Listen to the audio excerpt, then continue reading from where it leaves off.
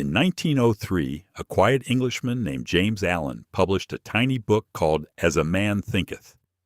It is barely long enough to be called a book, yet it became one of the founding texts of self-help, and its central idea still echoes through almost every success book written since. The title comes from an old proverb, "As a man thinks in his heart, so is he." Allen took that line seriously and literally. A person is, he argued, quite simply what they think. Character is the complete sum of our thoughts. His favorite image is a garden. Your mind, he says, is like a plot of land.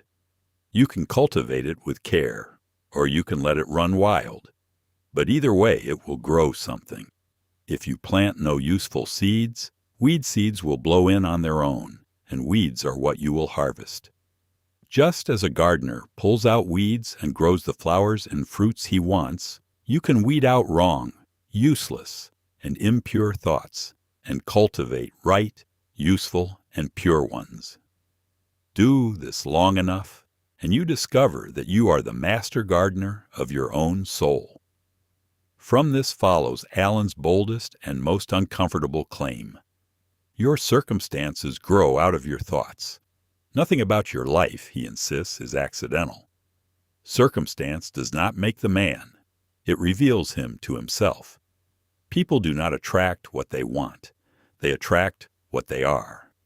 A person may fight their situation on the outside while quietly feeding its cause on the inside. Many people are eager to improve their circumstances, he observes, but unwilling to improve themselves, and so they remain stuck. Thought hardens into habit, and habit hardens into circumstance.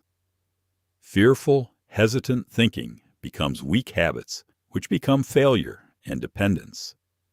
Kind, courageous, energetic thinking becomes strong habits, which become freedom and success. You cannot choose your circumstances directly, but you can choose your thoughts, and through them you shape your circumstances indirectly yet surely. Now honestly, a modern reader should push back a little here. Taken to the extreme, this idea can slide into blaming people for poverty, illness, or misfortune that they did not cause. Allen wrote before we understood much about luck, social structures, or mental health. But strip away the extreme, and a durable truth remains. The part of life you can actually steer is your own thinking, and steering it changes far more than we expect. Allen extends the idea to the body.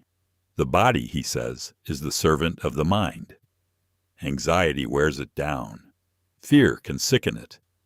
While glad and peaceful thoughts show up as health, and even in the face. A sour face, he writes, does not come by chance. It is made by sour thoughts. There is no physician like cheerful thought. Modern science would put this more carefully, but the link between chronic stress and physical health is now well established. Next comes purpose. Thought without purpose, Allen says, accomplishes nothing.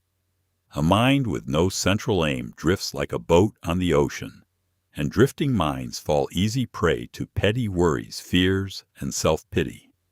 His advice: conceive a legitimate purpose, spiritual or worldly, and make it the organizing center of your thoughts. Mark out a straight path to it and shut out doubt and fear, because they break the straight line of effort. Even if you fail again and again, the strength of character you gain is the real success and the starting point for the next attempt. And if you have no great purpose yet, simply do your present duty flawlessly, however small it looks. That is how focus and resolution are trained. Then, achievement. Everything a person achieves and everything they fail to achieve is the direct result of their own thoughts. There is no progress without sacrifice. Those who would accomplish little need sacrifice little. Those who would achieve much must sacrifice much. And victories won by right thinking must be guarded by watchfulness, because many people collapse precisely when success seems assured. He saves special warmth for dreamers. The dreamers, he writes, are the saviors of the world. Columbus cherished a vision of another world and found it. The oak sleeps in the acorn. The bird waits in the egg. Dreams are the seedlings of realities. When onlookers see someone succeed and call it luck, they are only seeing the result. They never see the trials, the failures, the sacrifices, the long journey in the dark. In all human affairs, there are efforts and there are results, and the strength of the effort is the measure of the result.